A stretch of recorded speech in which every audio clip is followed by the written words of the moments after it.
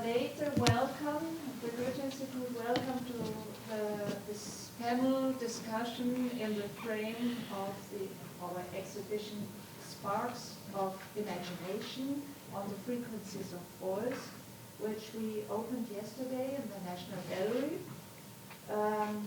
It's can be visited until April 21st. I'm very happy to welcome Catherine Nico. She came not only for the exhibition, but also in preparation for this year's Manifesta, of which she is the artistic director. Catherine Nico is an art and literature scholar, curator, and author living in Berlin. She has curated several exhibitions that have explored the works by Joseph Boyce. Last year, she was the artistic director of the anniversary program Boyce 2021, 100 Years of Joseph Boyce, with about 30 events in North Rhine-Westphalia. I don't need to introduce Vera Necheska and Lucia Boyadiev. Just this. Vera approached us a year and a half ago with the suggestion of researching the reception of Joseph Beuys in Eastern Europe. And we very much welcomed this proposal and immediately agreed to support it. Stefka Zaneva, who is there, she took over the coordination on our side, and I would like to take this opportunity to sincerely thank her for the excellent coordination of the project. The result of Vera's research was to be presented in the form of an exhibition to the general public in last year, actually, the year of the 100th anniversary of Joseph Beuys. The exhibition was postponed, which is actually not so bad, I think, because so the exhibition didn't get lost in the general celebrations of his anniversary. And the questions that the exhibition are still raised are still relevant after the celebration year. They are questions that we have already been discussing for 2 years with our Art and Politics project. It began with the exhibition Art and Politics Confrontations and Coexistence in October 2020 at the Struktura Gallery. The exhibition was the starting point of an extensive accompanying program, also conceived and coordinated by Stefka Zaneva. A program with performances, discussions, and lectures, including one by Catherine Nico on Joseph Beuys, and Lucia Boyadiev conducted a 2-month workshop with 14 artists. One result of that workshop was this newspaper. If you are interested, please pick up a copy at the table outside. And I'm very pleased that we can take up some of these questions with this panel discussion. Without further delay, I give the floor to Vera Necheska.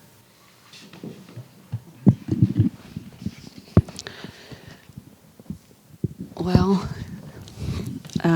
thanks for this opportunity to work on the exhibition and also the whole project. And I also would like to thank to you, Goethe-Institut and Stefka, because we worked during this last year together a lot. And I just wanted to, to say again maybe that the exhibition that I curated was more focused about the Bulgarian artists and the Bulgarian art scene.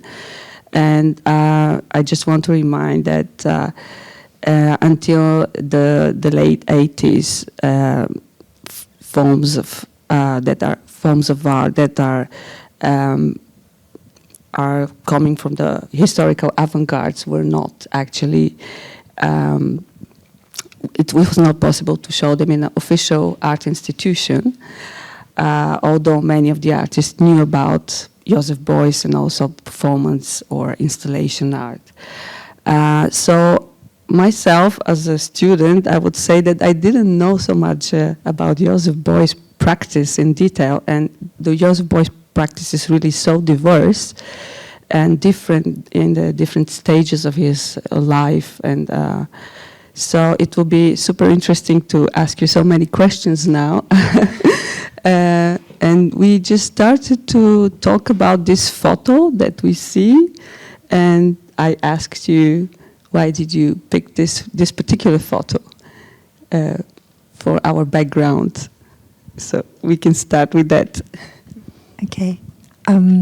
I just also want to start by saying thank you, though. So if it's okay, I just wanted to say thank you to the Goethe-Institut, to Marina and to Stefka, and for inviting me here, and also to the ICA for being so hospitable to me while I've been here. So that's just in advance of talking about Boyce.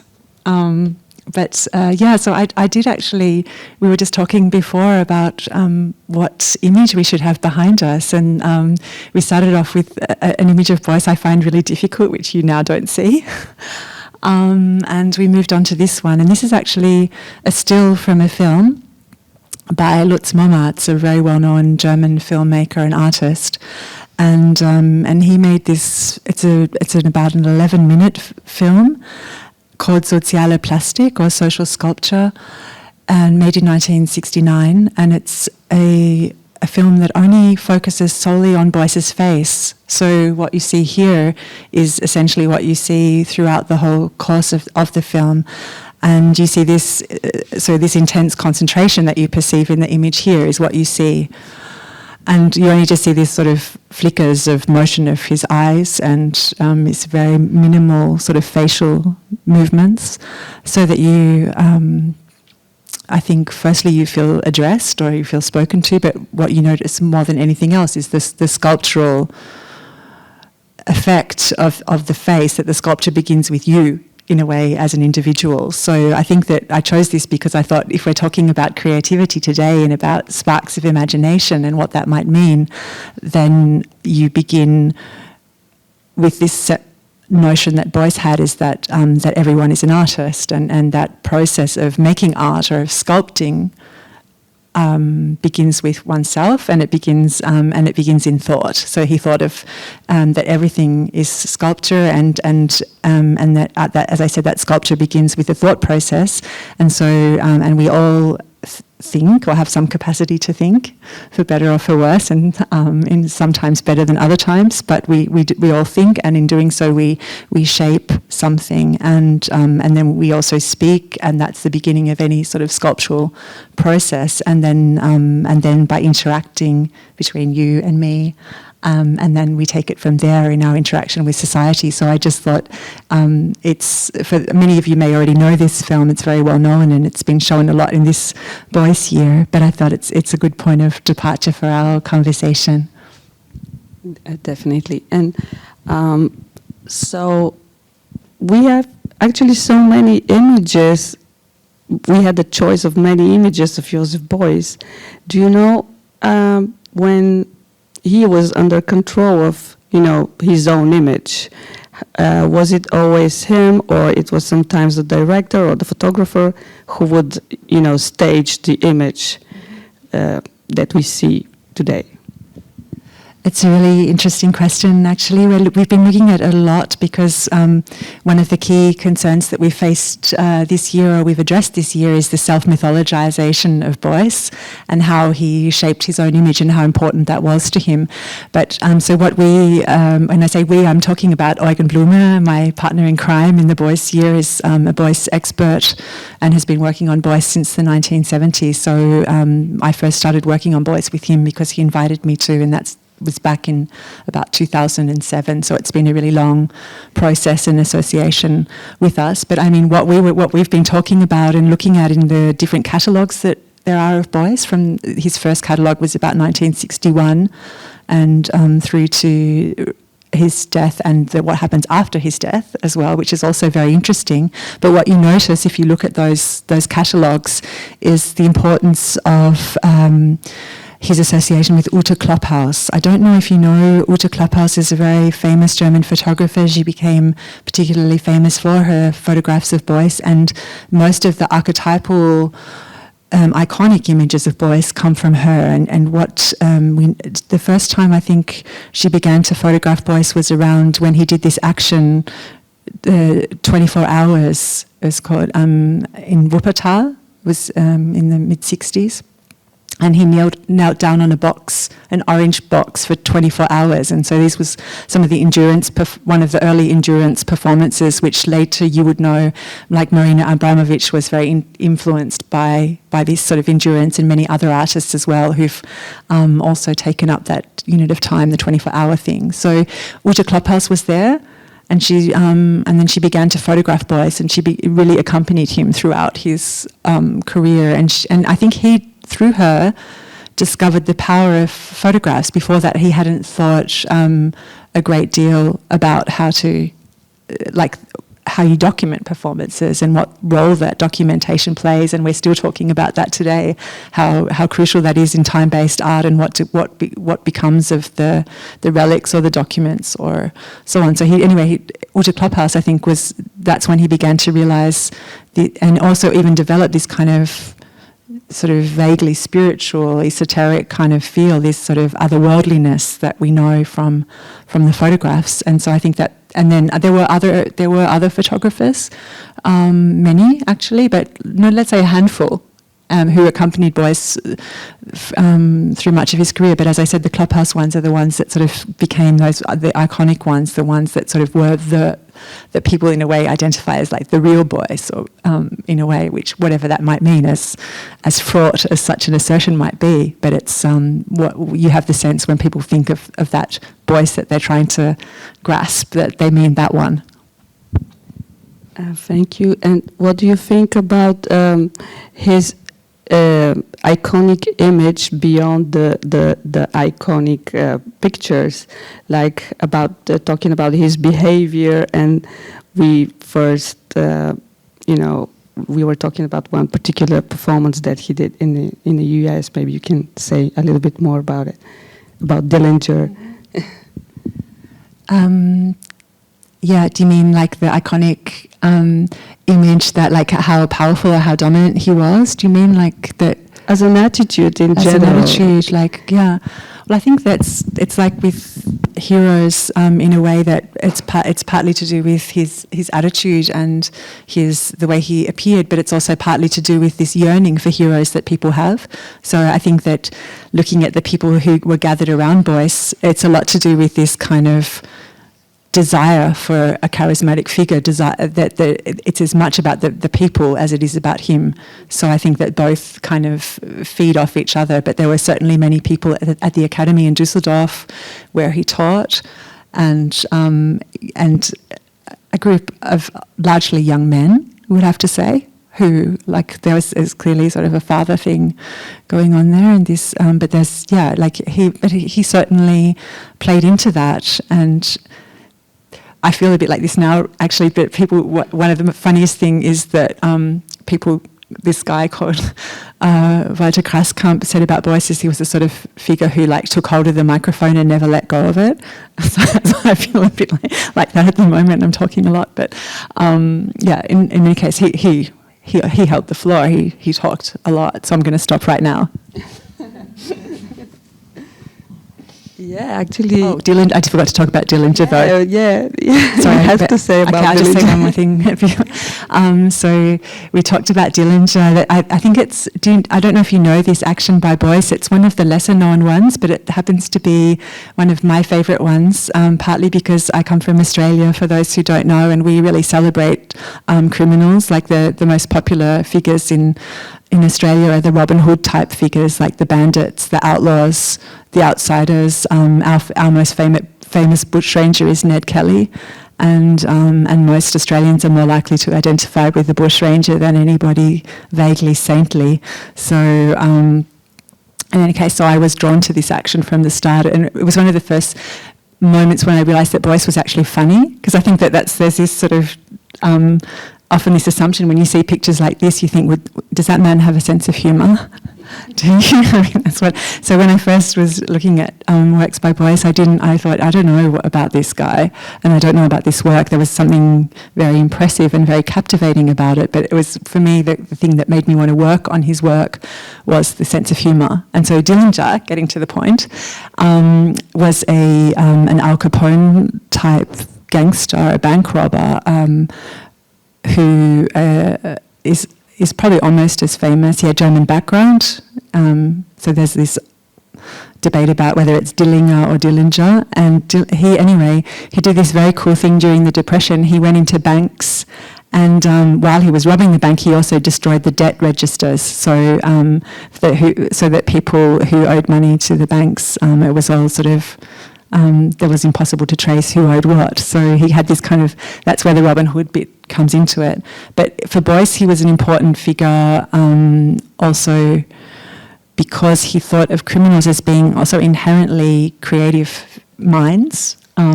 People who had this, and he wanted to make the point that creativity is not per se good. Like we tend to idealize creativity and say, that's a virtue in itself. But Boyce's point was creativity gets good when it's actually for somebody. It's like what you channel that energy into. So he made these like wildly sweeping statements like the greatest artists or great artists were people like Jesus Christ, Adolf Hitler, Al Capone, and John Dillinger. And so when you get these kinds of like breathtaking comparisons, then you really see, okay, what does Boyce mean by creativity? And I think it was just that he was distinguishing, endeavouring to say, creativity is the sort of creativity that is desirable or something we aspire to when we put it into the service of society. But at the same time, like he actually reenacted Dillinger, so he clearly identified with the criminal in a way. So it was one of the briefest actions that he ever did, under a minute. He was just coincidentally passing by the Biograph cinema where John Dillinger was gunned down by the FBI in 1974. So they were passing by there on the way to another series of talks, I think maybe in the ICA in Chicago, and he got out of the car and then he was just like pretended to be shot and ran around the corner and fell onto the ground, and it was captured on film by Klaus Steck and Gerhard Steidl. You may have heard of. Klaus Steck is a lawyer who became a really important artist in Germany, and Gerhard Steidl you would know because he's one of the best and most famous art publishers in the world. So it was a brief action, but I think in a way that minimal gesture he crystallized very much the concept that underlies his art as a whole. Right, thank you. And I also wanted to ask you before our talk started, maybe you can say something more about the connection of Joseph Beuys with Rudolf Steiner, because Rudolf Steiner was presenting his ideas with drawings made on a black pieces of paper, and then we know that Beuys was very passionate reader of Rudolf Steiner, and then he also made a lot of drawings expressing his ideas on blackboards, which are very famous. When we were doing research for the Boyce retrospective back in 2008, we had the privilege of seeing a list of books that Boyce had in his private library. That it was a research that another scholar of Boyce's work had done, and there were hundreds of books, but of those hundreds of books, like over 100 were by Rudolf Steiner, and you could tell by the markings that Boyce had made in the book that he had read many of these books, certainly more thoroughly than he'd read any of the other books in his library. So he studied Steiner closely. I think what's really important to know about Boyce is that he felt he was you know how he had this expanded concept of art. He thought he was extending many people. So with his concept of everyone is an artist, he felt that this was like the logical conclusion of many other people's lines of thought, from like Marcel Duchamp or Eric Satie or James Joyce or Karl Marx or Goethe or Steiner. And that's where I get to. So he actually thought that he had been somehow given a commission or been commissioned by Rudolf Steiner to actually complete his work. And I think that's an important point. So I don't think he thought of Steiner as having found the answers to everything. But I think he thought that it gave him a kind of useful toolbox in a way. He was looking for a methodology for his concept of everyone is an artist. So he was like grappling around looking for some methodology of some way to make it actually have some sort of philosophical legs to stand on, if you will. And so that's why he looked to Steiner. And so in a way, if like it wasn't only the writing on the blackboards, which was a method of this, like being a teacher, that he picked up by Steiner. So it wasn't just this aesthetic of the blackboard or the chalk on the blackboard or the process of drawing and thinking and forming and sculpting ideas. But it was also the fact that I think that like Steiner, he liked this idea of having some kind of one universal theory that would somehow, which was very socially based, but also based in, it's a very sort of syncretistic approach to thought and history. And so he was very, very interested in anthroposophy, but I think he was also interested in many things, and that's the important thing to remember, that it was Steiner, but it was also, as I mentioned, all those other names are from Immanuel Kant. Probably the way, there's one work by Boyce called Ich kenne kein Weekend, or I don't know the weekend. You may know it. It's a suitcase with a book of Immanuel Kant, The Critique of Pure Reason, and a little Maggi flat bottle of, what is that called actually? It's the stuff that you put in soups, like a sort of to make soup taste more tasty. It's like, anyway, so it shows how he wanted to add things to other thinkers. He somehow thought there's something missing from all the thoughts we have until now, and he felt that he was delivering this missing ingredient. So I think it's Steiner and. Of course, yeah. But I was also thinking about this figure of a shaman, and I think some of the Bulgarian artists somehow recognized this potential of pre-modern ideas to be revived during the late 80s. And what's your perception about this period of time? Well, first of all, thank you for having me here. And I would much rather not speak, but listen to Catherine speak, because it's so fascinating and such in-depth knowledge and so diverse points being made. However, at that time, and I'm definitely not neither the main nor the only artist who can speak in any sort of competence for the second half of the 80s and early 90s. There are so many other people who are pushing at the same time issues of self-liberation, self-empowerment, destruction of outdated structures like Artists' Union, or changing the way art was made and the language used, the materials used, how exhibitions were organized and where. All of this was happening starting with roughly 84, 85, and many, many people were involved in this process. So having said that, for me, all these spectrum and many gestures and samples were what I call part of rhetorics of becoming. In Bulgarian, that would be retorika na възникването. So people knew bits and pieces from here and there, and people were utilizing them, and they were exchanging information, and so there was not like a systematic knowledge, definitely, but it was making mistakes all the time and trying out stuff and then discovering your own way.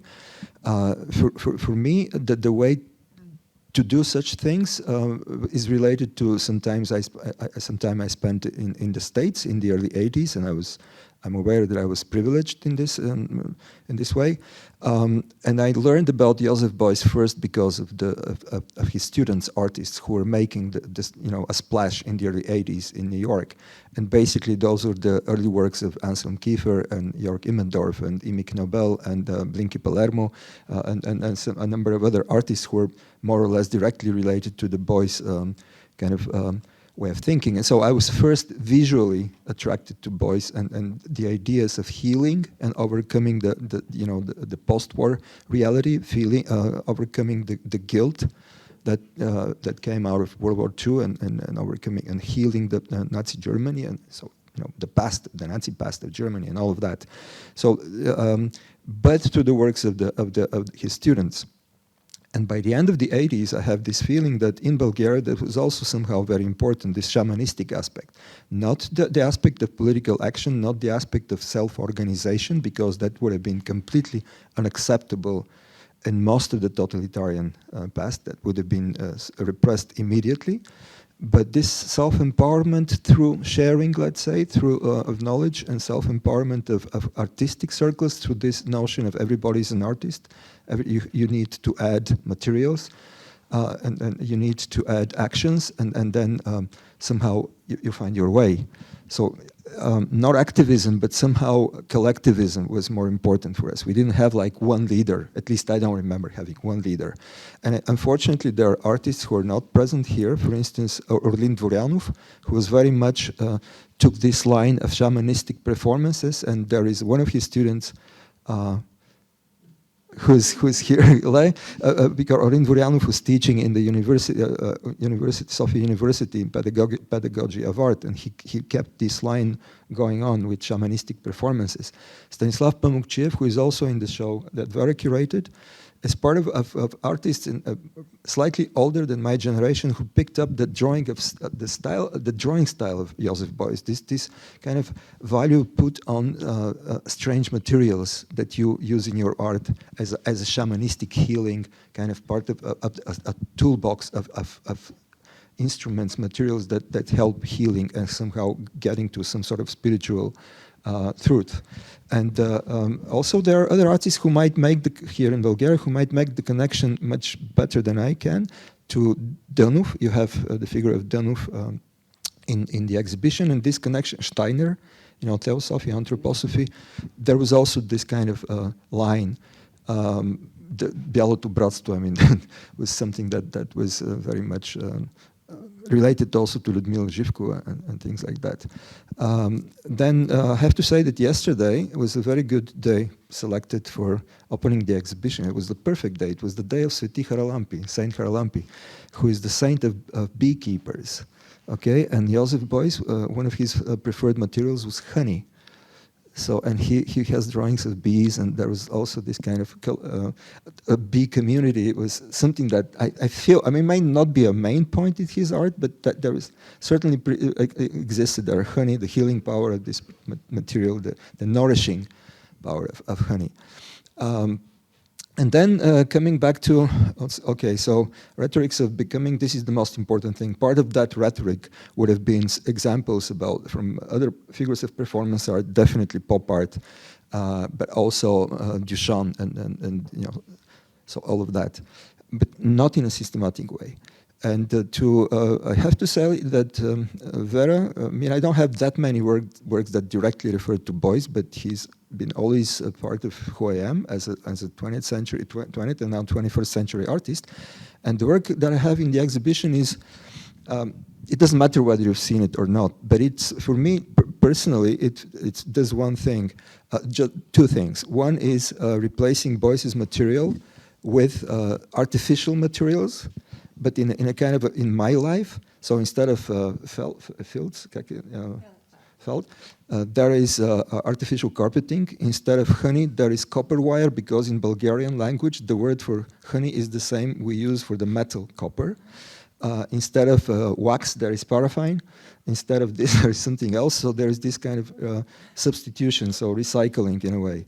And then secondly, when in 1991, among many other exhibitions that the so-called Club of Young Artists, and by that time it was already Club of the Eternally Young Artists, was doing, in the summer of 91, I just had things lying around, and then I decided to do something about this kind of homage to Boyce. And I picked up two icon reproductions that I did, but from 1974, when I still had the illusion that I wanted to go into painting. No way, didn't know any living artist, let alone painter, didn't know what oil paint is. I wanted to go then to book illustration, again, not enough education. Then I decided maybe restoration, conservation and restoration. You take an icon, you make a copy, and you go to take exams. But I had no idea that icons are not made with oil paint on canvas, which is one icon I have with St. George, and least of all, they're made with colored pencils on paper. But I tried, honestly, tried to learn how to make a copy, and then I felt that maybe it doesn't work out so well. And that was 74, so the beginning of my, so to say, artistic growing up, before the art school, the art academy. And then in 91, it was already after November 10th, after the changes, so to say, had started. And then it was already, I already knew a lot, and I definitely had made the decision to come out of the closet and be who I wanted to be, like an artist, and not a critic or anything. And then somehow, logically, text started adding to icons, and that became like a way of combining so many things in a way that Boyce's practice combined many things in my own modest way. And there is also in the work, there are nine drawings with pencil on veneer, not traditional material for drawings. But when I look at them now, and I must admit, this work has only been shown once in Bulgaria. And the most important object, tombstone for Joseph Beuys, it has been shown more, including in Germany, but it has disappeared. I cannot retrieve it. I don't know where it is. So these 9 drawings, I look at them and I see that there are themes and little images and details that keep engaging my attention until now. So chess playing, or candles, or clouds with eyes, or a crown which is shaped like eye, and stuff like that. Curtains. Why are they related to Boyce? I cannot tell you, but I know that for me that was a very important work in terms of growing up and acting out this interest in Joseph Beuys. Other artists in this show, my age, if you talk to them, they will tell you a slightly different story if they have a story about Joseph Beuys or other artists. And out of this pattern of kind of exploration that we did at the time comes history, and you have made a very, very nice selection of the key parts, the key points of how people of that generation, well, like the key sparks, let's say. Can I ask one question? You just made me really curious about... If she allows May me. I ask a question? No, I was just really curious because when you say that other Bulgarian artists, and this is something you can also say, Vera, like, because you've been doing this research, when other Bulgarian artists say that they may have an opinion about Boyce or have been influenced or not influenced by Boyce, are there other artists who are really totally reject Boyce or find him outrageous, or is it like this sort of solely positive or curious response? What is it? Yeah, what sort of ambivalences have you come across? Nowadays, yes. And when we also did this podcast, exactly right here, podcast part of Boyce Radio, a colleague of ours in this podcast, Stefka was part of this, and Vera, myself, and Kalin was filming. But there's Bojana Rosa, there is our colleague who teaches in upstate New York, and an artist and a theoretician and a teacher. And she does not accept, like Boyce, nothing against Boyce, but she couldn't accept the fact that he's been idolized and turned into a sort of a totem, a figure of like white male dominant figure, and that is from a feminist point of view. I'm not sure whether there are. I'm sure there are a lot of journalists who are opposing any sort of contemporary art in Bulgaria, which is like now we are living through again like a conservative period. But I'm not sure that there are artists who would reject completely Boyce, because in Bulgaria also what is very much valued is if you have had classical education and you have switched it around and you have made it into your own thing, like a style of drawing. Obviously, he's a brilliant draftsman. Yeah, he trained in sculpture. He's a brilliant sculptor. He pays attention, special attention to materials. These are qualities that I think in this scene are very much appreciated. So I haven't heard of an artist who would straight away like reject Boyce. Maybe I'm wrong. I can tell you that there is an artist here, Pravdolub Ivanov, with the flag from the exhibition, who did in a different way. He's growing up in the early 90s using different materials, non-traditional materials, and he might have something to say about Boyce, or somebody else might say, something else. But it's like I said, it's personal stories of growing up, yeah, becoming that fit into with each other. Sorry. I have one. Well, my interpretation, which is I was not a witness of all of these processes that happened at that time, but especially concerning this shamanistic performances and stuff like this, for me, with the distance of my generation, because I totally belong to a different generation, is that I think many artists just wanted to explore different materials, and Joseph Beuys or avant-gardes were somehow the approval, the confirmation that this is the valid way of express yourself. It's not that they saw Joseph Beuys and what he's doing, but it was like, it's possible to use straw or to use these materials that Fluxus used, paper or whatever, which could disappear or be destroyed, So it was a rather like confirmation, yeah, this is valid material or valid expression. And I know another story told by Netko Suvakov about one of his work, I think it was the work before Top Secret.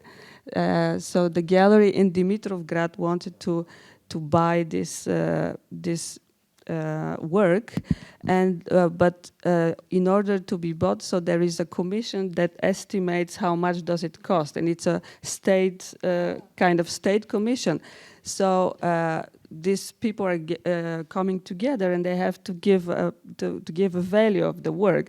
And Netko told me that there was a big discussion about whether this is art or not at all, and finally they come to the conclusion that this is not art, and therefore it cannot be estimated. So you have this kind of limit that this is, it's not coming from the artists themselves, but it comes from these official institutions that put the line that you don't cross if you want to get to be presented officially. But that happens in the 88, right? 1988. This was this what you're referring to. First of all, the work is he was using filing cabinets, like as in a library, and filing cards. And this particular work was for the city exhibition in the summer of 1988. And he had given all of us who were somehow either members of the group or participating in the process of making the exhibition, he has given us a bunch of cards, library cards, empty, so we can make some drawings or collages. And then he made 2 cabinet drawers. And it was such a communicative work, full of wonderful stuff, that nowadays would be, without any question, would be accepted as a significant diary kind of, or kind of a cross-section of a community of artists. What did we think in 1988 about the city, about the whole situation, about politics? And at that time it was already perestroika, and yet what Vera is referring is because the director of the Dimitrov Art Gallery at that time was a pretty advanced person, and she or he, I don't remember the gender, the sex of the person, but they were buying quite a lot of stuff. They had the funds, state-approved funds, but yet they had to go through this jury, acquisition committee, and acquisition committee was, strange. They couldn't accept it. Vera, if you ask me a question again, or maybe I just tell another story of connecting. When things started coming together in this art scene was, let's say, the mid-90s, around 94, 95. And this was the time when what happened was, let's say, René Bloch, whose name you might know, he's one of the first early supporters of the Fluxus movement, artist, and also of Joseph Beuys. He's the one who organized the Coyote performance in New York in 1974, who was in Belgrade in 1974 during a visit of Joseph Beuys to the Students' Cultural Center, which sort of kickstarted and again reconfirmed the already existing intuitions about performance of the Belgrade Conceptual School, part of which is Marina Abramović, her husband Nesha Peripović, Rasha Tudosijevich, and so on and so forth. For us, like in 95, René Bloch was invited by the Artists Union to be a member of some jury. I don't remember what was one of these international exhibitions the union was organizing at the time. And Bloch was also curating his Istanbul Biennial, the first Istanbul Biennial.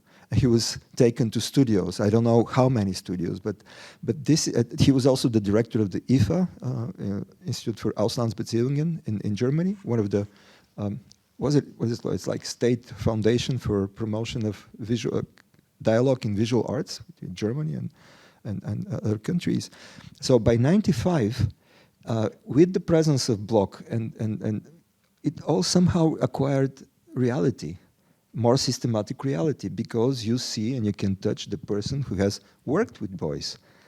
95, Boyce died in 86. So if we're talking about a crucial moment of becoming, or sparkles of of imagination, the frequencies of Boyce. This between 85 and 95, it is the crucial decade. After that, it's already completely different story.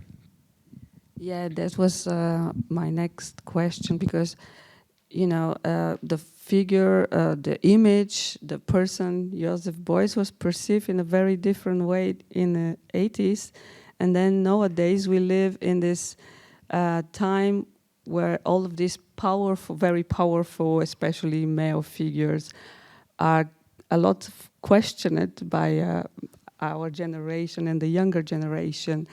And I think he's already kind of taken down from this pedestal of being, the great Joseph Beuys. So what's your feeling about this, situation with Joseph? What stayed solid of him, and it's still inspiring people, and what is like suddenly not so so appealing, so attractive about him? I think it does Boyce good to be taken off the pedestal. It's a relief. And that's something that we've been working on actually all year, because it means that you can actually look at his ideas and look at and engage with them. I think that's what's interesting about what you were saying, that people are engaging with the materiality or with the different practices, and that's something that you can do in a way much better if you're not idealizing or idolizing a figure. So it's like I found it really refreshing to be able to say, okay, so this Boyce is turning 100. Let's have a look at what actually might be relevant to us. What do we want to think about? What do we want to talk about? How can you think with or against or around Boyce? And that's why I think it's kind of liberating.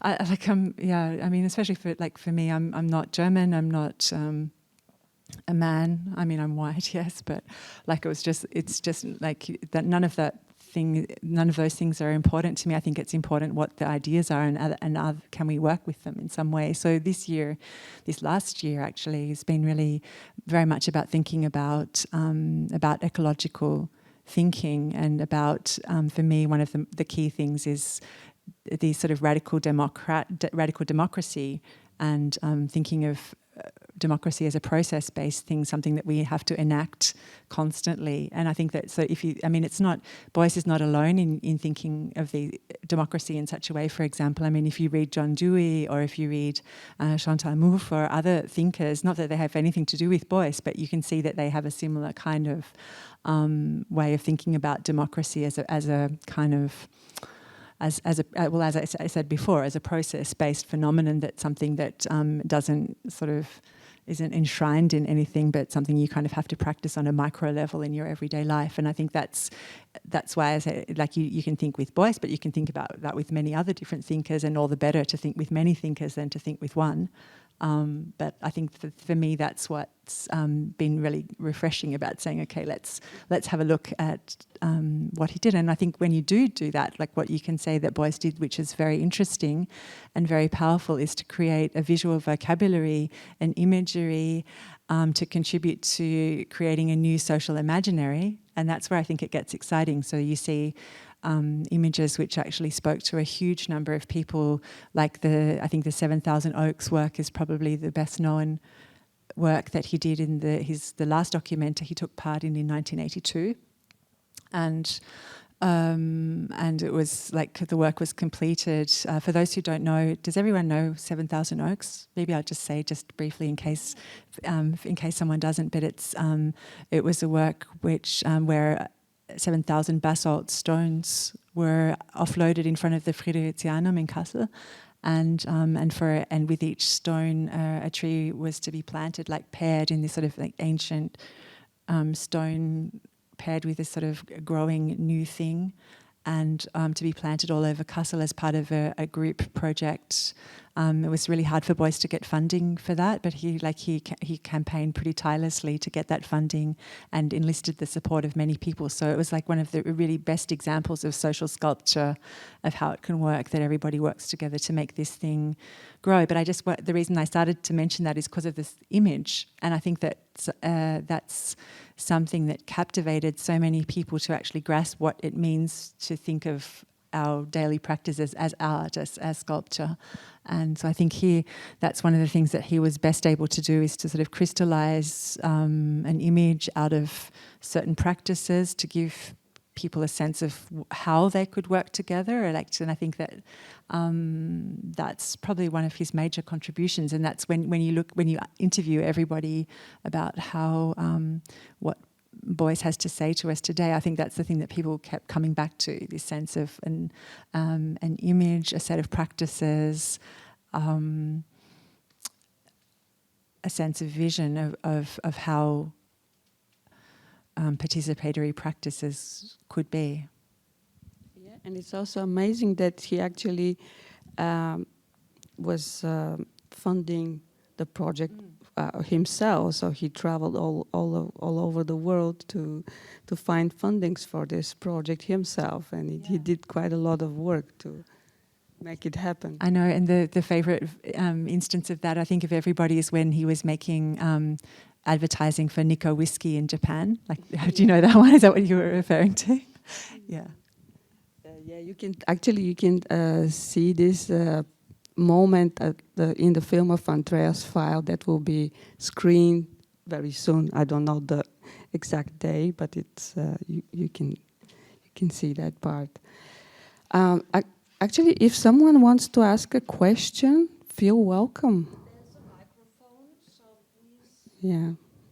Comments, questions from the audience. We've been really short. It's 1 hour only.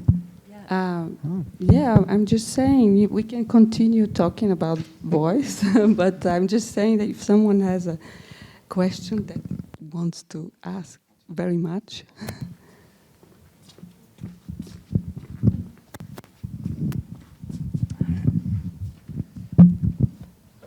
Good evening, everybody.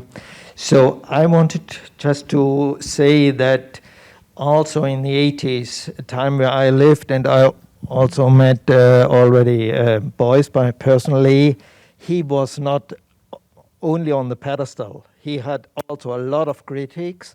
For example, also this with these 7,000 chain trees. I mean, this tree is very symbolic in Germany. It's not by accident that it was on the 10-penny backside. So it has also kind of national identity. And then it was his idea who was brought into the society. It was not developed by the society. It was his idea to bring this and to plant this in Kassel. So it was really controversial. and not only on. He was not always on a pedestal. No, I think he was ambivalent from an ambivalent figure from the very beginning. I mean, he's always every single article that you will ever read about Joseph Beuys always talks about these polar opposites. That it's like, you know, he's either this or he's that. Like, there are no grey zones, but there's this sort of persistent ambivalence. But I think this, nonetheless, there are periods in time. You can look at waves in the reception, and you can say that there are certainly periods of time where he has been more heroised, and others where he's been more criticised. And I would say that we're currently in a period where he's been like really, really controversial. And as I said, like it really shifts. I think it depends. When we're in a period of crisis, it's strangely enough, it's a period where people look for these kinds of figures. And it's also a period of time where people really despise such figures at the same time. Like, there's this sort of more passionate, more impassioned response. So I think, like, just sort of studying the reception history, I always see these sort of spikes and dips. But I agree with you. It's like he's a wholly ambivalent figure and remains such, and probably always will. And I know that he was very charismatic for his students. But can you say something, beyond the figure of being charismatic teacher? Did he develop any kind of pedagogical, very, experimental pedagogical method working with his students? Because that's very interesting for us. I would say our academies, it's still, some sectors are quite conservative, I have to say. You may disagree, but obviously Joseph Beuys had a different approach to teaching and working with young people and artists. I think definitely. I think that was probably the first sort of model social sculpture. Like, way before 7,000 Oaks, it was this attempt to, like, from within the academy, and then after he, as many of you will know, he was then kicked out of the academy for breaching the rule of numerus clausus, like by inviting everybody to be in his class. And but so in the 70s, then he was actually kicked out, then I think in a way that was what made him really expand out beyond the museum and beyond the academy. But I mean, going back to him in the academy, I think it was like definitely enlisting the students, also in trying to help him develop this methodology for social sculpture. But it's like kind of what you were alluding to before. Like, he never really, without wanting to be the hero, in trying to empower and enable everybody, he still nonetheless remained this really dominant figure. Like, so he grabbed the microphone, he didn't stop talking. He was always this sort of larger than life figure, and I think that some people didn't deal with being in his class as a result. Many people said there was no space for me in there, and especially women. Like, a lot of women said, like, yeah, I couldn't get a word in edgeways, and there was just this kind of disciple sort of situation gathered around Boyce, and while he was trying to sort of develop this social sculpture that sort of meant everybody was empowered, I think he had real difficulty, like, sort of extracting himself from the equation and getting, so that after he died, I think that became really noticeable. Like, what happens then? Who does the talking? And so you'll find these people who studied with Boyce who then continued the talking, or like to sort of try to speak in Boyce's voice and try to be more Boyce than Boyce himself. So yeah, that shows like that I think what he did do is like bring all sorts of different information into the class. He encouraged people to work with different materials, to think of sculpture in an entirely, also partly immaterial way. So he attracted a wide variety of practices and certainly made people rethink art, what art is. Like, there was no, like, okay, it was like the most banal thing you can do is get stretchers and canvas and start painting. So, I mean, certainly it was like that's the point of departure then that inspires in a whole range of experimental practices. And, yeah.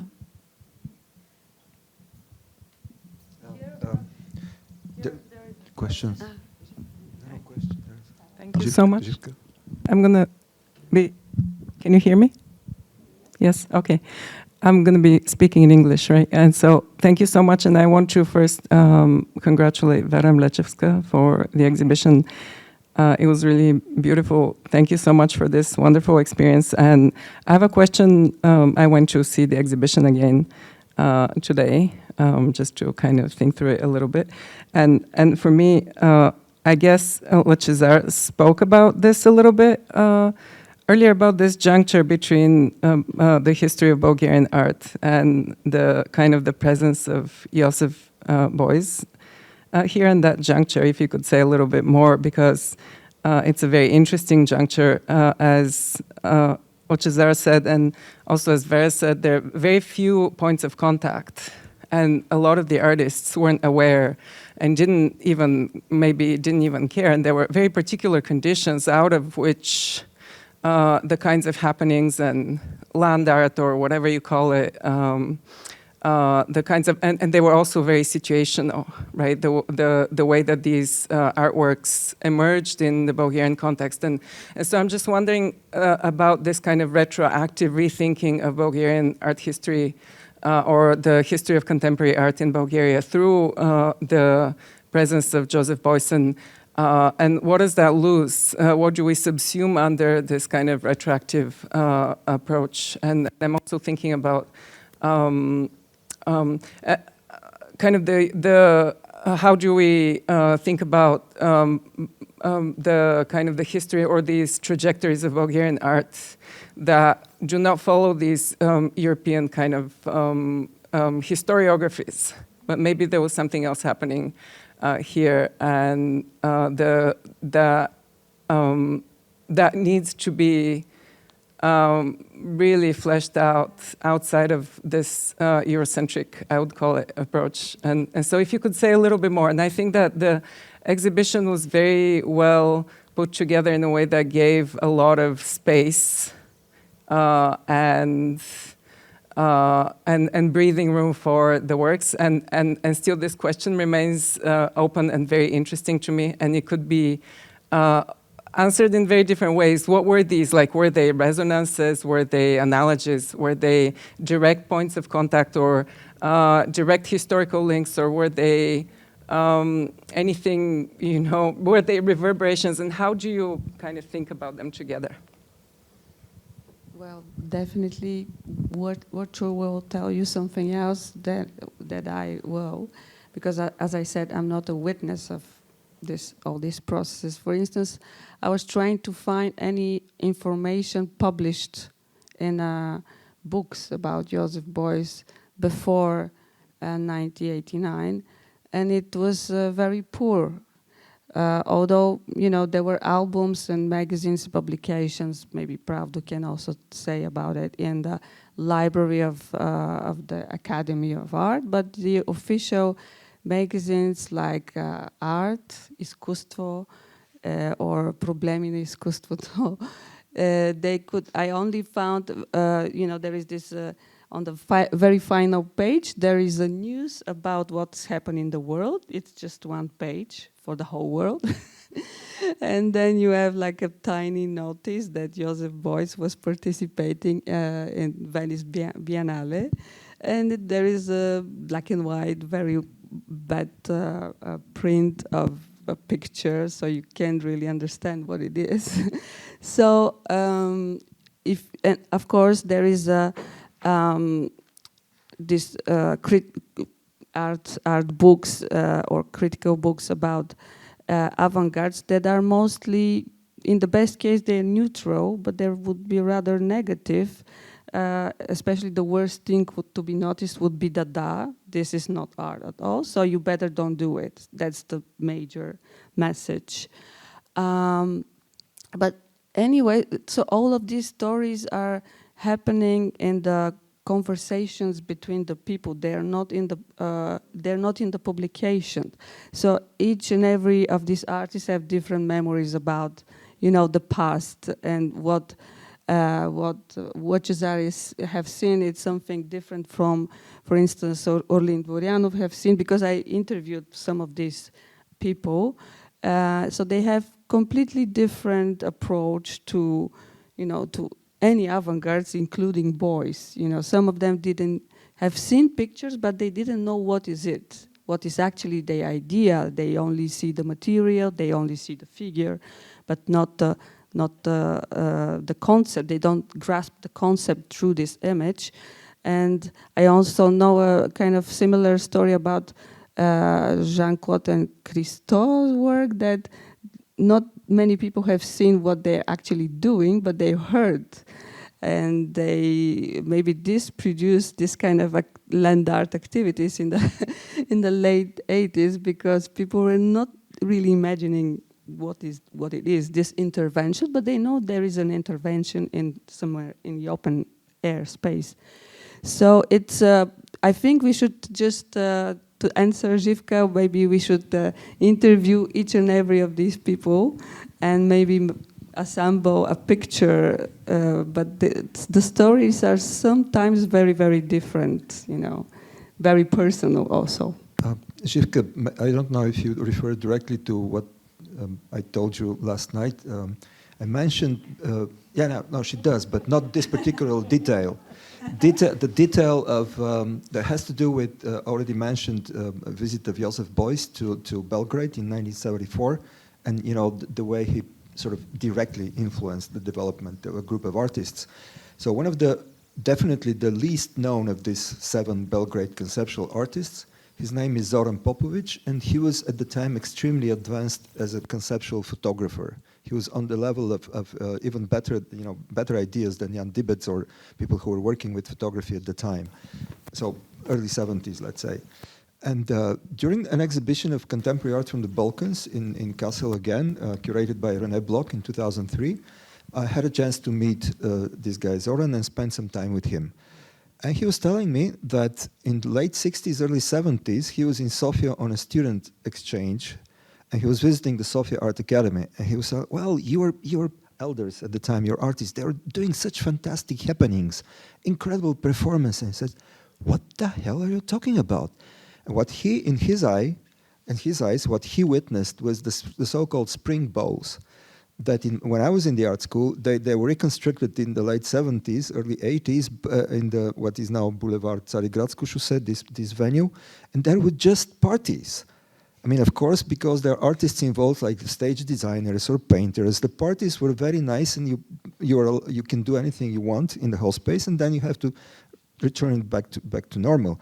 But in the eyes of somebody who already had the tools, the instrumentarium, the terminology, and the context in which to put such actions, Zoran Popović, yeah, an outsider from Belgrade, and who had read the books, these things looked like happenings, like performances. And in the and another thing is on record, like maybe 89 or 90 or 91 in the weekly newspaper Puls, which was edited at the time by Maria Vasileva and Vesela Hristova Radoeva, and some other people were writing for this publication. There was a very long debate. Какво пречи купона на авангарда? How does the party influence or interferes with the real art of the avant-garde? Like, and so this was a real debate in the early 90s. Are we having fun, or are we doing something serious, like happenings, performances? This was at the time, it was so kind of the word performance and happening, end of 80s, early 90s, became so popular that even political parties would organize a rally for purely political reasons. They would call it a happening or a performance, because that became a trendy, fancy word. Yeah, and everybody all of a sudden wanted to be like a curator of this or a curator of that for a while in the early 90s. Does one preclude the other? Like so, I mean, historically speaking, there were things probably, but we didn't know.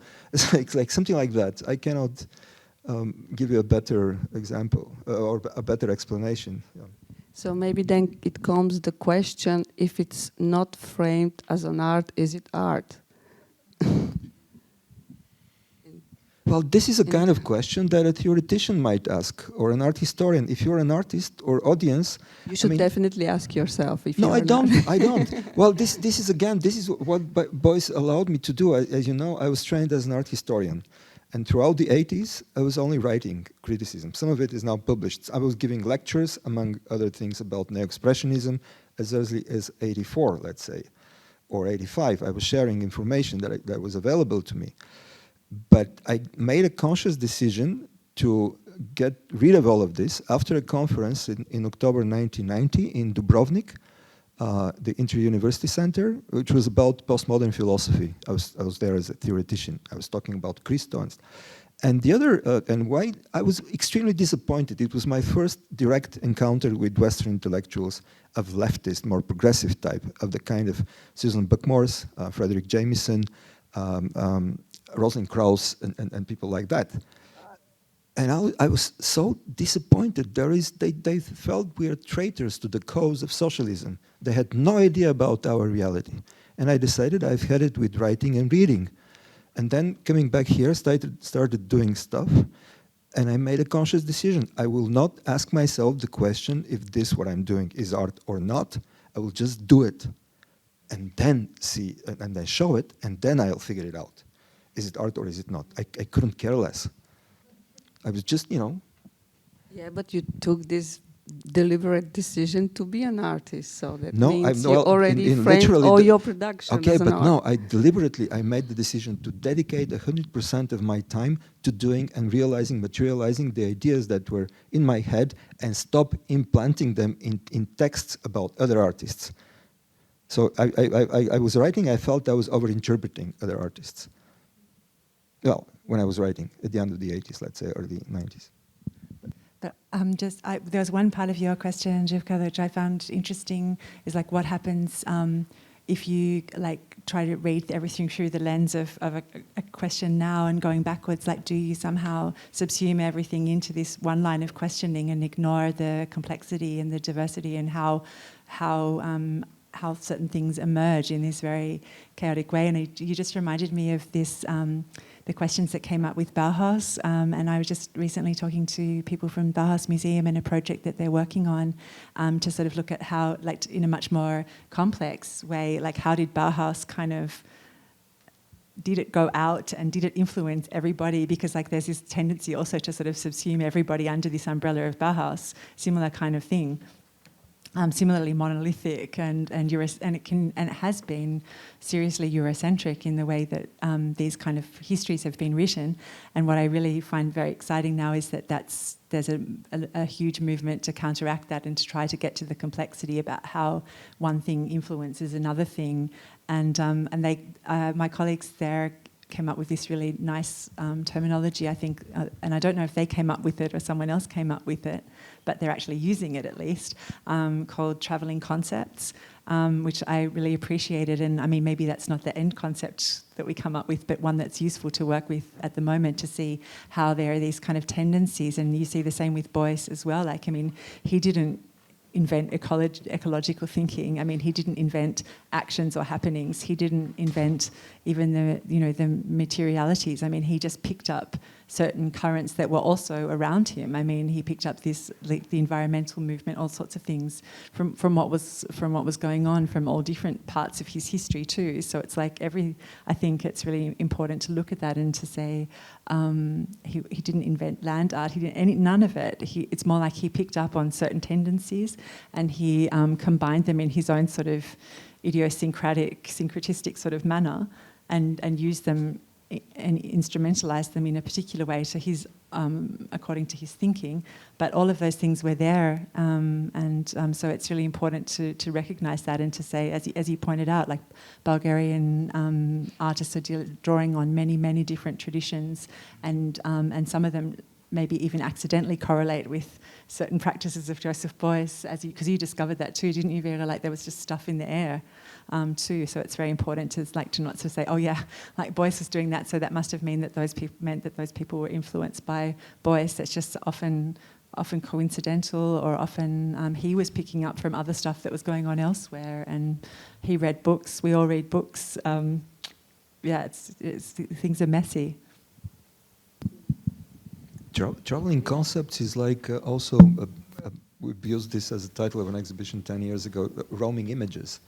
It's before there was roaming, but there were images roaming. So you see, just one word I forgot to mention. You mentioned art magazine, Iskustvo, but there was another source of information which was one of the sanctioned, okayed by the authorities, publications of the Bulgarian Telegraph Agency. They were accumulating so much printed material from all over the world that they couldn't distribute. So there was this leak, which survived until recently, Literatura Iskustvo Kultura, which was a black and white publication, but it had okay information, reprints translated from foreign press. It was like a digest. Of course, it was restricted. There was a conscious editorial policy, what could or could not make it. So very, very little Christo, for instance, because you know why. But sorry. Yeah, exactly on this point. A few months ago, maybe last year, I found this magazine, Youth, Modesh, from 1971, that had this article about boys by this famous Bulgarian professor, Valentin Angelov. And it was quite interesting to see this. It's quite early in the 70s. So Boyce was known and also written about. It's like a 2-page. It's not a really small passage. So, but it's really quite on the surface. Really nothing good actually. And I was really interesting to find this about, because I was thinking that there's nothing about Boyce in Bulgarian art history. So for me, this is really, it was a shock to find it. So it was really nice to hear what your stories, and also the stories about, it would be really nice if you can find out all the stories of all the artists that are part of this show. I wanted to ask another thing. You said that you started working on this show in 2008. On the retrospective, this is more than 10 years prior to this anniversary. Is that correct? Yeah. This is amazing. No, I didn't work on Boyce the whole time though. Like, I mean, goodness. So no, what happened was I was working on a show with Eugen Blume, the guy I mentioned before, who's really an expert on Boyce, and I was working at Hamburger Bahnhof in Berlin, where there's a huge body of work by Boyce. And we were working together. We'd worked on a couple of things, and then we were working on an exhibition on pain. It was a collaboration with several different parties. There was the Berlin Medical History Museum of the Charité Hospital, and then also a group of exhibition makers, and the Hamburger Bahnhof. And then we started working on that. And then in that course of that exhibition, we were looking at the work called Zeige deine Wunde, Show Your Wound. And that's when we began to sort of talk about Boyce together. And then Eugen asked me if I wanted to work on this retrospective of Boyce with him, coming out of that. And I was thinking, what an improbable invitation, because, as I said, because, you know, like, I'm like just, we're sort of polar opposites in a way, but we just had this very fruitful dialogue. And I think he thought, because I was maybe because it was so improbable, that it would be interesting to invite me to work with him on that.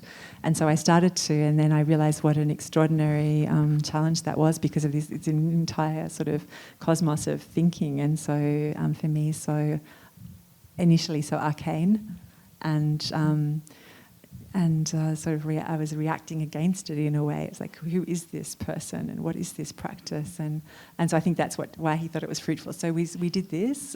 This was, I think we started in 2007, and the show was in 2008. We made this enormous monster of a book, which you can't carry. It's huge, and we endeavoured to try to come to grips with this entire sort of practice and way of thinking. And then we left it for a while after that. Like, we sort of overdosed on Boyce then, and we've overdosed again this year, I have to say. So anyway, so that was the first overdose. Then we returned to thinking about Boyce. I mean, Eugen never stops thinking about Boyce, but I did for a bit. And then returned, I think it was about 2013, and we started to do these exhibitions where we engaged with a particular work of Boyce by confronting it with other artists and other ways of thinking. So that was the end of the 20th century. That was an exhibition that we looked at ideas of the future, and it was called The End of the 20th Century, The Best Is Yet to Come. It was a kind of a confrontation of Frank Sinatra and Joseph Boyce, which is also at first glance improbable, but it's actually very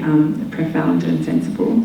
And then we did when the Hamburger Bahnhof acquired, the Marx collection acquired the work called Das Kapital Raum, which is a work from like 1970 to 1977, where Boyce realises that none of this social sculpture business is of any use if you don't take capital into the equation, if you don't think about the money factor, the economic factor. So we then did this very sort of experimental exhibition also at Hamburger Bahnhof. And then we left it at that again, and then there was this project came up with North Rhine-Westphalia, and now that's what I mean. We seriously have overdosed now because it was a very all-consuming, or it still is. We're not quite finished it. This all-consuming project, and with all sorts like exhibitions and lectures and theatre and music and radio and books, so it's been a completely immersive experience. So for me, it's been this kind of visiting, revisiting, and but as I said, even Eugen says that he's overdosed now. Like it's, I mean, we have a book to finish, and we've been struggling with this. Like, can I write another essay on Boyce? I just wanted to ask you: is it true that Boyce have something to do with this idea of a base income that is so much discussed these days? Yes, actually. No, he was really, because he would have talked about that with Andres Weil, I would imagine, because that's something that he's been talking a lot about, and why he still finds and has found, and he hasn't overdosed on Boyce yet. Him so fascinating because he actually gets to the heart of the question of capital, and looks at how you can come up with alternative modes of thinking about money and financial relationships. So yes, in the Documenta talks in 1972, Boyce floated the idea of an income for housewives, as they were called. I mean, it's called that. Housewives. Hausfrauen. Yeah, no, income for everybody. But one of the other ideas was that the work of women in the home at that point. He was talking about women, but nowadays we could talk about anybody who's working in a caring role or in the home. That work should be remunerated. So stuff that Silvia Federici is talking about much later. Boyce was actually talking about that idea, but there's lots of sexist stuff surrounding it. Like it's not like you have to say, oh yeah, Boyce was the first feminist, first male feminist or something. But I mean, it's messy, but at least he was raising the issue at that point in time. So yeah, 72, and then by 77, it was when he was really beginning to focus with the honey pump at the next Documenta, Documenta 6, 1977. That's when he was looking at this whole sort of flow of capitals. Okay. We should tell that to Buriana. No, she's Buriana Rosa, whom I mentioned during about the podcast. By the way, if you haven't listened to the podcast and the Radio BEUYS program, there are very many extremely interesting sound files from all over the world. And the one that we did here, I see Mirjana Todorov was also part of this, and Krasimir Terziev, and some very, very young artists as well. So the point of this, our podcast, is social media the kind of social sculpture that Boyce was dreaming about, or in any way related to direct democracy, for all the good and the bad social media is. Supposedly, it's of course it is a corporate environment. It is very much controlled, and somebody's making a huge profit out of it. But when you think of fake news and hate on one side, on the other side, just normal human communication between people who are friends there or share support. So that was ironically, maybe totally inappropriate, but that was the point of our podcast. And if anything, well, direct democracy might not be a functional model. At least it's not so much functioning in Switzerland, but that doesn't mean that we shouldn't keep it in mind all the time. And you cannot do a referendum about everything, and it's definitely not, in many cases, it's definitely not the majority that has to decide on, let's say, the quality of an artwork or something, I don't know. But we need to keep this in mind, right? Like, direct democracy? I think so. No, maybe as a combination with parliamentary democracy. I don't think it has to be one or the other, but I think that it's a really useful tool to say if there's an issue to be discussed, that you can actually, as a citizen, raise an issue and have some form of referendum. But and I think it also very much depends on the issue at stake. Is there an issue where it makes sense to engage that, or like, because if you have to make a quick decision, then maybe that's not the best way to do it. But for something that's sort of a long-term process, I don't know. Like, I'm not an expert on direct democracy, but I think that there are situations where it makes sense. Well, one thing for sure is that at least politicians in Bulgaria have, and corporations, they have a social media expert all the time. People who are following, monitoring, and inputting. But the politicians, just on a personal basis, the first thing they look at in the morning is what's written about them, social media, on Facebook. This is really a major concern for a lot of real-time politicians, especially in Bulgaria. We have a question. Аз имах въпрос от преди. I had a question from before, which was maybe it's again bringing you back to more like Boyce in terms of the way he makes the work, stays the work, talks about the work. But I mean, because I'm part of this exhibition that Vera curated, and also we've been talking about Boyce, of course, for a while now. I was part of Wojciech's podcast. I have a question for Katrin, but also for everyone. I have a feeling that we need more intensity in order to get back to Boyce. And I had a feeling, for instance, with Wojciech's podcast, that we had like 1 hour or 1 hour and a half maybe.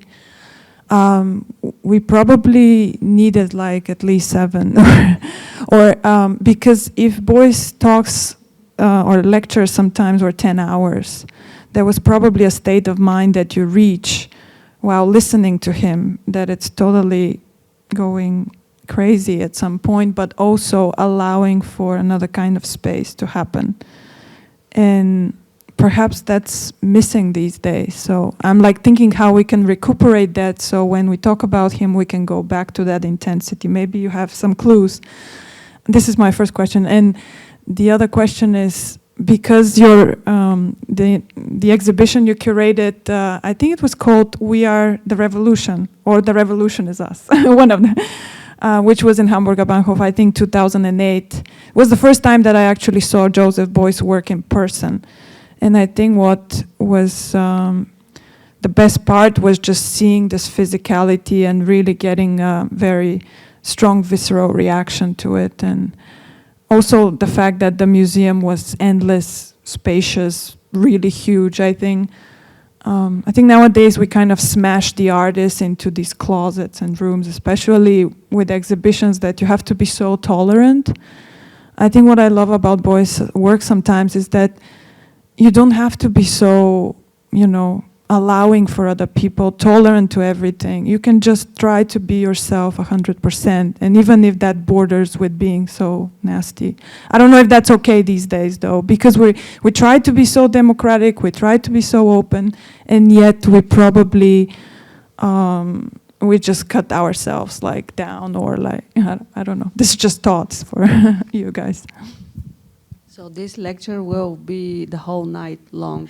I hope so.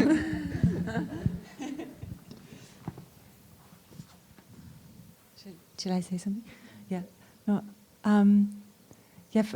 Sometimes I think I watch hours and hours and hours of Boyce talking, and listen to a lot of footage, listen to a lot of radio material and so on. And so I feel like sometimes I feel like, oh, stop talking, this is too much. And then other times I think I know what you mean, that there's this sort of threshold once you get beyond that, and and then you get into an interesting space, even if it's a space of like reacting in this kind of with some sort of negative effect or passion or whatever. But I think there was something that he definitely sort of brought people into this zone, like watching these talks where other people like would actually get really pissed off, and then at some point something would happen. So I think that he would definitely provoke these sorts of situations where people did actually get into a state of extreme concentration, or where some, like, as you know, like it takes a while to get talking sometimes. Maybe you need to, like at a party, sometimes the best conversations happen like very early in the morning, or like when people have been sitting for a while. And I think he definitely provoked,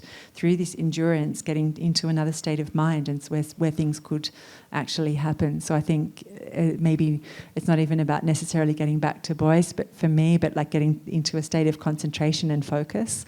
And that's something that, yeah, that exhibition like definitely was very demanding, and the Capital one was as well. There was a lot of stuff in it, but interestingly, people came back, and I found that both of those exhibitions, we always return to those in thinking, okay, like even the press were asking us, do you think that, it was just after Brexit, the Capital exhibition, do you think people are up for this? Do you think people really want to think, or are capable of thinking? Or and I was saying, well, I think we have to assume that they are, and I do. I really believe in people's intelligence. So yes, we would dare to do this exhibition. And interestingly, people did come back several times to both of those exhibitions, and people were, strangely enough, also even reading the booklet to the end of the show, which I thought was. We thought we're going to make the booklet, and we hope for the best. And strangely enough, I saw these people, after looking at 100 works or objects, were still kind of like reading and looking and sitting down and spending some time. So I kind of thought, yeah, there is some. I do still think there is something to be said for kind of wanting to concentrate and thinking that people might also want to. So does that answer the question? Oh, I meant like in terms of the first one. The first question was more like, what could be the format that we could try when we organize these exhibitions in the future, that we could go deeper into these topics and this relationship? Because nowadays we give it like a fracture of the time, and of course everybody might be interested, but do we go engagedly together with the topics and connect in the same way that they did before? That's what I meant. Well, I think that, but the reason that I think, maybe to finish the idea from before, was the reason that those two exhibitions, I think, worked is because of the fact that they confronted material, or like put material in dialogue that wouldn't necessarily be obvious. So I think that it made actually people were curious in a way. So like there was Ezra Pound confronted with a text by Martin Luther on usury, confronted with Rihanna, bitch better have my money. So 3 things like that, and people were starting to go, what? Or like a video by Bob Dylan doing advertisement for Chrysler.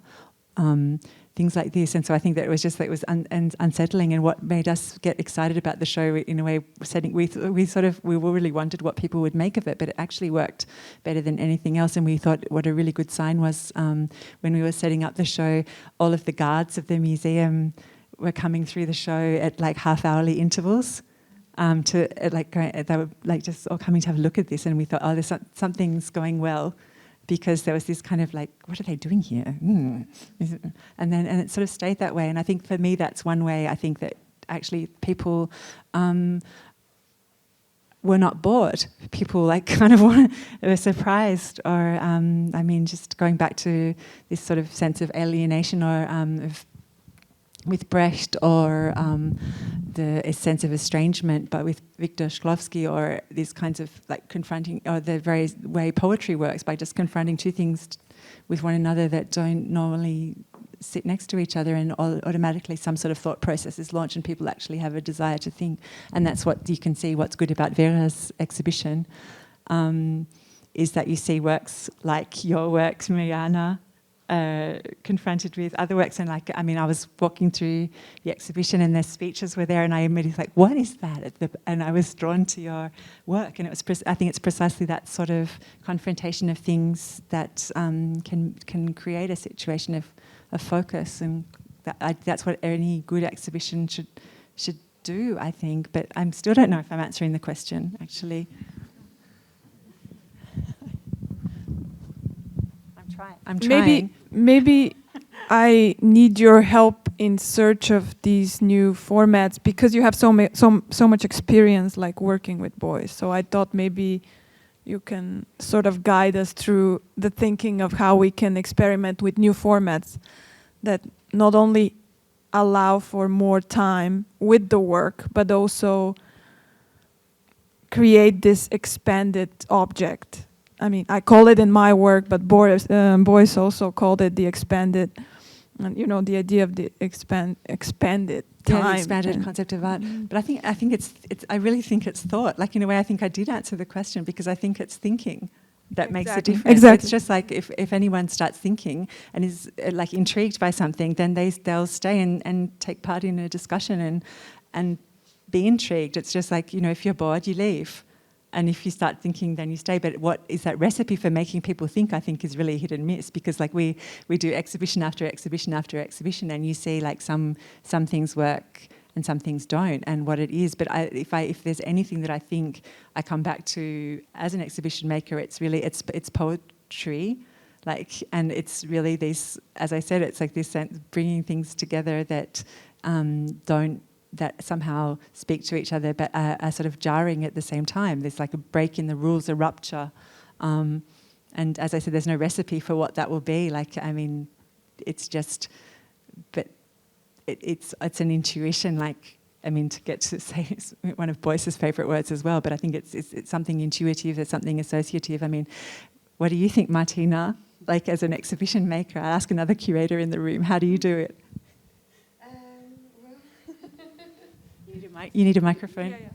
Wait a sec.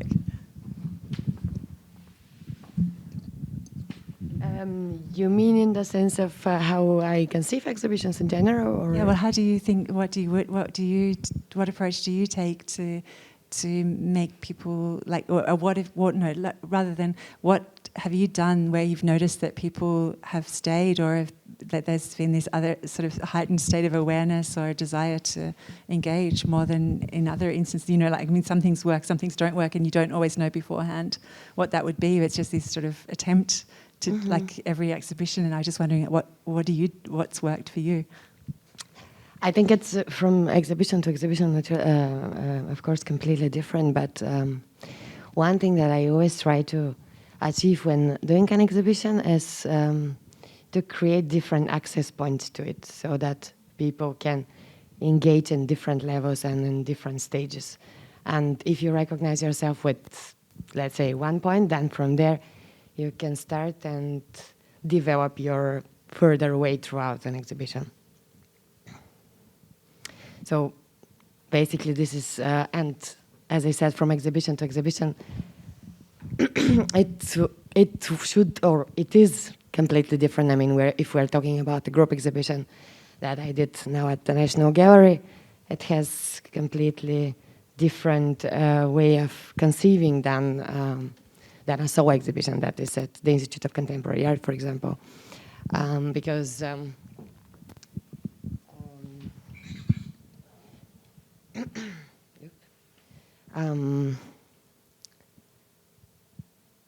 yeah, for example, this, let's talk about this group exhibition. I mean, there you can see at different levels. At first, information that is creating a context, and then the way also artworks are positioned and the way they communicate with each other and create this living environment inside. But of course, this you can do also with just one artist that is exhibiting in a space. I wanted to kind of answer Mirjana, and also to say that I somehow understand what she's like saying. And the thing that maybe I like most about Boyce is there is some restlessness in his art making, which it's something really to admire. You know, he was really just doing what he wants to express or do, and I would say that, yeah, I understand, Mirjana, that nowadays we think too much about how it's going to happen, is it possible, how to start it, how to finish it. All these things, you know, that stays like a barriers in front of us. And Joseph Beuys was kind of really restless following his ideas, and then he probably was just, his power was just to sink into the process and make things happen. So I understand what you miss now. Maybe it's something that Did you see these sparks of enthusiasm and desire for doing something. I was just going to ask, did any of you see this discussion with Boyce? It was really famous with like other philosophers and artists called Art and Anti-Art, Kunst und Anti-Kunst. And that was, yeah, it's on YouTube, I think. Yeah, but on, with Max Bill and, yeah. And he also, like, after about an hour and a half, I think, and he was like, going, oh, I'm just getting started. And like, we can stay here all night. And nobody took him up on that offer, but you really had the sense like it would have been kind of good if they had, because it was just starting to get exciting. But you've seen it, Mirjana, too?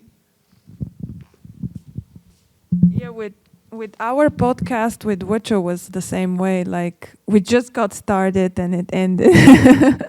Because it was this moment where you allow yourself to do more than what you allow yourself to do.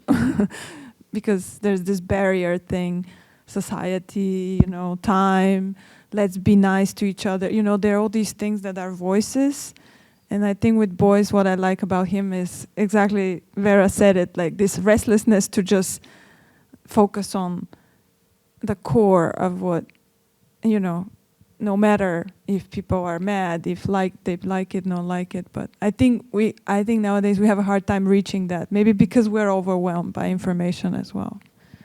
In the film by Andres Weil, this really comes across with also this like the telephone ringing. I don't know if you've all seen the film, but it's like this kind of constant.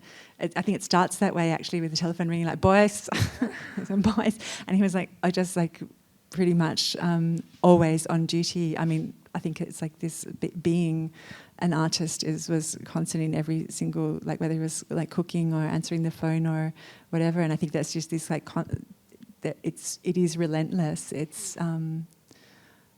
this guy from Penthouse, did an interview with Boyce from Penthouse called André Muller, and he said this like, as an interviewer normally you had like to get people talking. And in Boyce's case, it was a case of like actually having to like stop him talking. In a way, it was the other way around. But I think that it's like there's just this absolute different economy of time and behaviour, which is I don't think it's per se good in the case of Boyce. Like I can't embrace it in the same way that you can, maybe Mirjana. Like, but I definitely think there's something about that intensity and this like passionate insistence on a search for an answer to a question, which is like definitely something I appreciate.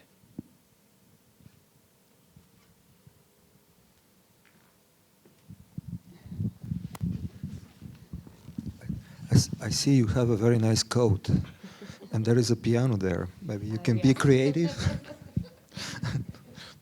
Well, Boyce loved pianos and felt, and have a lot of nice coats. This podcast Mirjana keeps on referring to, it was online. It was supposed to be within 25 minutes, so I think it's like something like that, maybe a little bit more. The whole video, which Kalin Serapionu filmed in a Rembrandtesque kind of style, is about an hour, but definitely it wasn't enough. And it ended with we got together here, and Mirjana was orchestrating us to play a tune on the piano and produce something like a Boyce homage. I'm not sure it worked out, but we tried. We did one really nice event actually as an homage to Boyce in a way. Was we did a 24-hour concert. I don't know if you picked up on this at K21 in Düsseldorf. It was an idea of a friend of ours called Matthias Osterwold to do a performance of the Vexation by Eric Satie, because Boyce was a big fan of Satie, and so it was something that I think John Cage was the first to actually do, and it was the first performance of it in Europe was at René Bloch's gallery in Berlin, and so we did that, and that was, for me, that was a very nice experience. Like I was there till about 3 a.m, and then I decided I'd leave at that point, but I had the best sleep in the museum. It was really nice.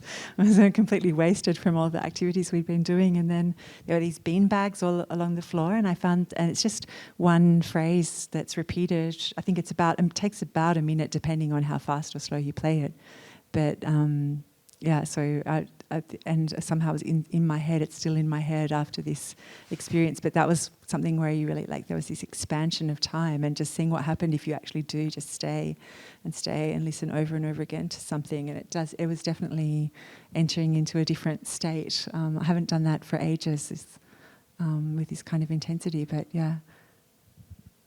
I was thinking to ask something, Martina.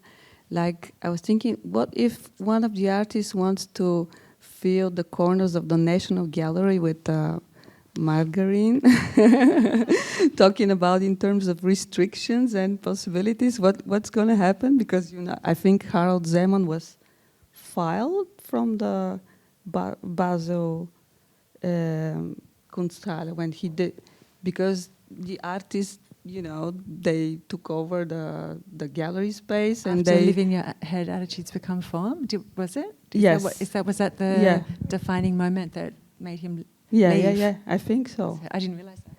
I'm not sure he was That was filed, but he 69. had lots of problems because of this show. Yeah. Because he allowed Joseph Beuys to fill the corners with fat. Well, it was taking part of the wall. Yeah, well, it was this very famous show that actually... but I just didn't Is it realize possible in the National Gallery? Was he fired, or did he just leave because of this kind of disagreements and thinking there was no scope for him there? Well, he was criticized for He was sure definitely for criticized. letting artists doing what they did in the gallery.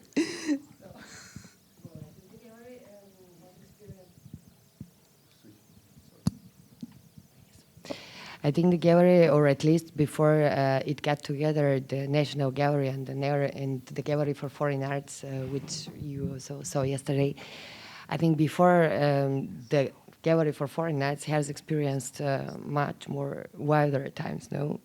And considering also the performance that you're showing at the piano, so which happened at the National Gallery, I think we should just rediscover the possibilities of this institution. Yeah, break a few pianos. I'm sorry, but you haven't heard of a scandal from the end of 2018, where there was a Eau de John cocktail party in the Palace venue of the National Gallery. Although it was a very civilized, subdued affair, but it functioned as a kind of a it was artificially created scandal. But in a way, I don't think they will allow again soon any sort of margarine. There was no damage on the gallery at the time, as I remember. No, but which was not the case in the Basel Kunsthalle. Bern, yeah. Yeah, Bern. The Bern thank you for Kunsthalle, that, yes. actually. Yeah, you're so right. Oops. And yeah, but it's also the site of Christo's first public building, wrapped the Kunsthalle, when Harold Zeman was the director of in Bern. It's a very small building, isn't it?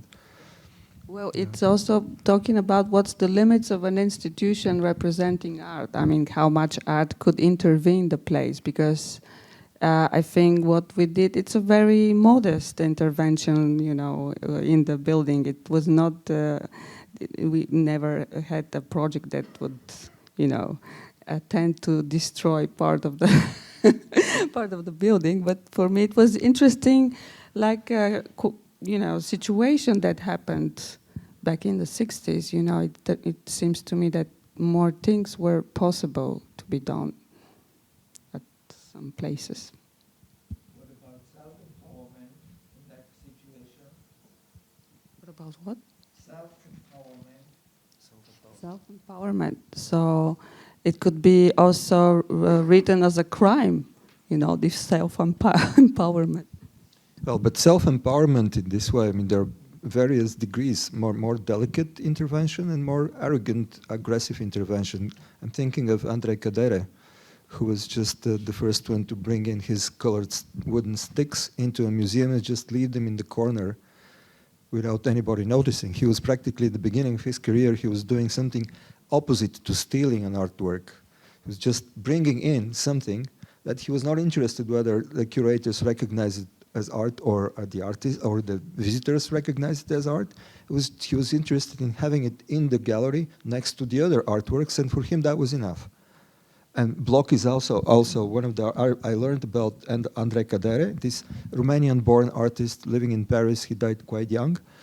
And he included one of his André Cadere works in the Balkan Art exhibition in 2003 in Kassel. But it sort of appeared after the opening. So the rumor was that Bloch was actually carrying this stick in his pocket, in his jacket, and not under that was the condition that he was allowed to borrow this artwork, which is now very expensive. And then this same stick was left in the corner.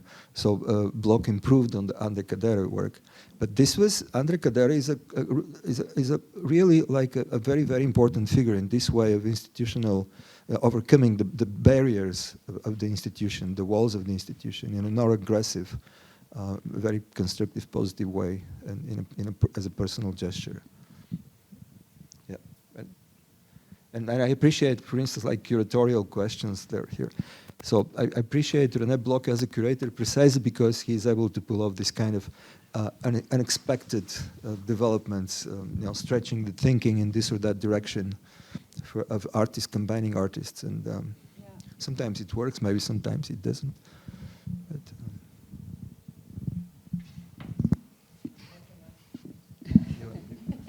finally. But it won't be, maybe, in a relation with Boyce, if I can just shortly interrupt this and ask Catherine. I noticed that for Manifesta, you call yourself a creative mediator and not a curator of Manifesta. Is this a conscious decision, and is there some relation with the expansion of this term and of this, let's say, field, or, yeah? Actually, that wasn't a decision on my behalf. That's a concept of Manifesta, actually. So I think it's that's a decision that I mean, largely Hedwig Feyen in conjunction with all the team that they made, and I think it's to do with getting away from this sense of a curator, like this sort of star curator idea, that it's somebody who has this kind of sole authorship and a cult of the personality, to the notion of using Manifesta as a means of working in a very collaborative way with the cities that bid for Manifesta, and like to sort of work with the city to come up with some proposals and some concepts and some practices that can be transformative in a long-term way and make sense for that particular place. So it's like just so that the role itself is more like working together with people and thinking in a collaborative way. So it's just, that's where the term came from. And when I first heard it, I didn't really know what it meant, actually. And it's not like I think, oh yeah, now I know what it means, but that's the point of departure. And I think it's probably different for each person and each team of people who plays that role of creative mediator, is just to sort of keep working on it. In a way, it's like it's sort of a process, I think, from Manifesta to Manifesta. And that's what I found so attractive about wanting to work with Hedwig initially, and then with everybody in the team, is this sense of like, how can we think together of how such a process could work? And so it's, if anyone looks at the history of the Manifesta, they'll see, oh yeah, each time there was a new methodology or a new search for a methodology, and building on previous manifestas, but also departing from them. And trying to sort of work out what could a biennial be, and how can it make some sort of long-term contribution, rather than being the UFO model of kind of descending on a place and kind of trying to just be important for a moment and leaving, like as many biennials have done. So it's like, that's what I found interesting about it. So yeah, not my invention, but I felt very fascinated by it and intrigued by the possibility, and delighted to have a chance to have a go at working with everybody in this way to see how it could be. And it's a really huge challenge to me personally, but really exciting at the same time. I've never felt so thrilled, to be honest. Like, it's completely electrifying to have this opportunity to. I've met hundreds of millions of people already, and I'm already seeing, like, what does it mean to mediate in a way? What is it? What a challenge. I wish you work for it. Thank you. I need it. I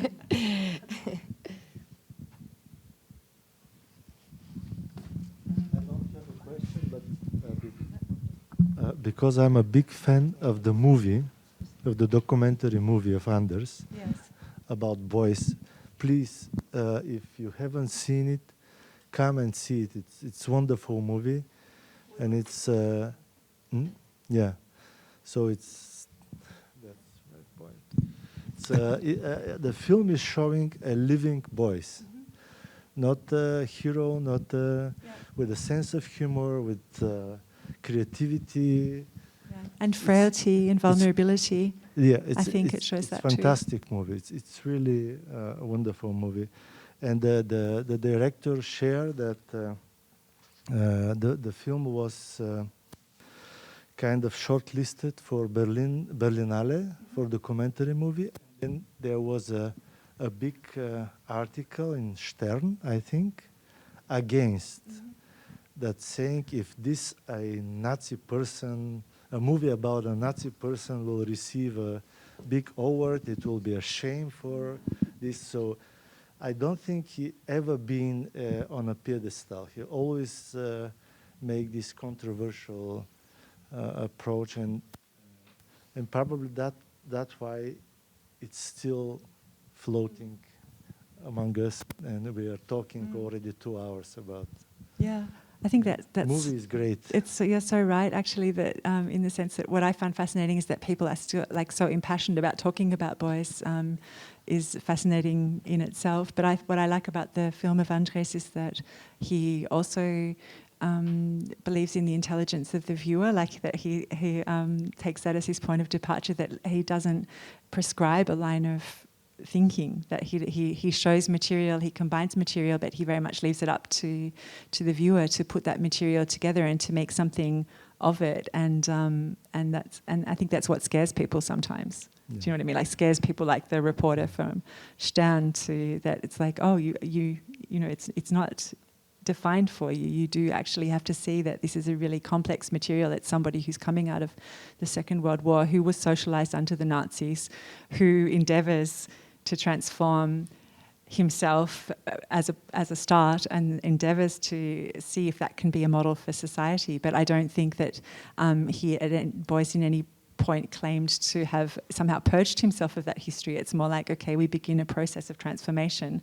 It's a slow evolutionary process, and to see what can become of that and what we can do with this kind of exercise.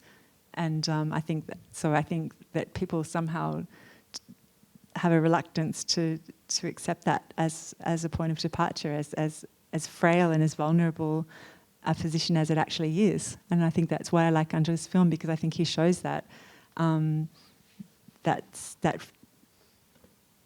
it's an attempt, it's an exercise, it's, do you know what I mean? Like, it's sort of an open-ended process, and Boyce doesn't ever really present it as anything other than that. It's the film that Boyce deserve, I think. I mean, it's and one little detail, that was shared by the director with us, that he made a first cut, and he invited his furious critics, the worst critic, to see it first, and then ask him what he is thinking, and he said, "It's a typical German movie." Like, he was born, work, dead. So it's so boring. And then the director did another cut, completely, and then the film appeared as it is, and it's wonderful. I'm finishing. Going back to the film and how it was made, actually, because there is a lot of photographic material used in the film, and I just want to gossip a bit what's the relationship between Caroline Tisdau and Joseph Boyce? Because she owns actually this huge, massive archive of pictures of Boyce. You're putting me in a really awkward position, you know that? This is being filmed and you're going to put it on the internet? Okay. Well, I just okay. Well, it's not clear in the film. No, it's not clear, and I think that's that Andres deliberately leaves it with that sense of openness. So obviously they met, and I mean Caroline was a journalist for The Guardian, and then they worked very closely on his. I think she played a really important role with the catalogue for the Guggenheim Museum, and so she got to know Boyce in a very intimate way. That's evident from the film.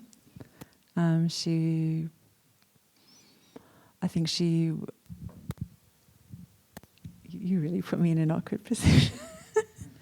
In his, let's say there's the fictitious biography that Boyce wrote called Life Course, Work Course, in which he constructs his life as a series of exhibitions. So like his birth being the first exhibition of his life. And there are various versions of this, and in one of the versions it says like in 1973 he was born in Brixton, and that's where Caroline Tisdau lived. So if you put two and two together, you can imagine the nature of their relationship. Thank you. I don't want to interrupt this becoming a Boyce intense experience here, as Mirjana was suggesting. But I think we should stop here, and taking the opportunity that Pravdo mentioned the film, we will show the film by Andres Feil again, I think, Betty, on March 26 or something like that? February 26, yeah. So we will have some other events related to the exhibition, so please check our website, and aside from that, on our website you also find the material Lucio mentioned, like the podcast and the documentation by Kalin of the podcast, and Catherine's lecture on Boyce. It's all on our website, so check it out. And thank you very much, Catherine, Vera, and Lucio. And I think the topics is not exhausted yet. We will continue discussing these questions. Do you remember this song, sung by a beautiful, very attractive rock star? It was like, boys, boys, boys. Oh, actually, you reminded me of something. So if you go on the Boyce 2021 website, there are 25 podcasts. Actually, the Goethe-Institut collaborated on a grand scale with us for the Boyce year, which was really cool because we had 10 podcasts from Germany, and also very critical podcasts. And then there are 15 podcasts from all around the world, exploring the relevance or the irrelevance of Boyce. And so I really recommend looking at that. And there are also 100 voices responding to Boyce, so 100 one-minute segments. So with like really super famous people like Adrian Piper, Valley Export, Beth Stevens and Annie Sprinkle, all sorts of contributions, and also of the biographer of Joseph Boyce, Hans-Peter Riegel, who's been one of the major voices in criticizing Boyce and has been very vocal this year. So there's that, and there's also like playlists where the Boyce, Boyce, Boyce song actually turns up. By a guy called Aslan Mohammed, who's a really famous podcaster and art critic too, but he's also a great DJ, and so he does a very nice playlist of Boyce songs. And there was something else that I've, yeah, and there's some interviews as well. So like check out Boyce Radio. It's going to be online for a while still, but not indefinitely. So yeah, there's a plug for Boyce Radio. Well, Catherine, it was a pleasure. Thank you for this wonderful conversation. Thank you for inviting me.